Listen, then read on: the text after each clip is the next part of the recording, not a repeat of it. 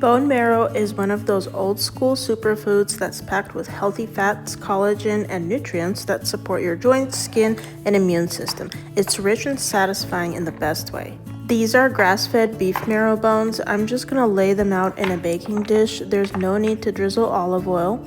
Just sprinkle around a few garlic cloves where there's space, and then also add a good sprinkle of salt and pepper and pop it into the oven on 400 degrees for 1 to 1.5 hours, or until the internal temp reaches 165 degrees.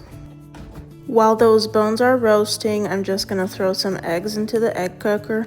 I love using an egg cooker more than boiling eggs because it's just so convenient and I don't have to stand over the boiling pot. This is how the egg came out looking. It's sort of medium soft. Okay, so the marrow has finished cooking and I took it out of the oven. Look at how it's sizzling. I'm toasting a couple slices of bread, then I'm gonna spread that warm egg yolk right on top and then top the egg yolk with a spoonful of the bone marrow. This is so nutrient dense because egg yolks are loaded with choline for your brain, plus vitamins A, D, E, and K, and also antioxidants that are really good for your eyes. Once we've eaten the marrow, I'm not going to throw the bones away because I want to make homemade bone broth. I'm just going to plop them into the slow cooker, then cover them with water and add a splash of apple cider vinegar, which helps pull out all the minerals from the bone. And then I'm going to set it on low for 12 to 24 hours. This is how you make the most incredible homemade bone broth, full of collagen, gelatin, and amino acids that are amazing for gut health, joints, and glowing skin.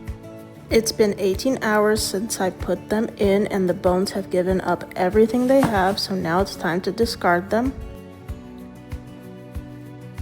After throwing away the bones, carefully pour the broth through a strainer into jars.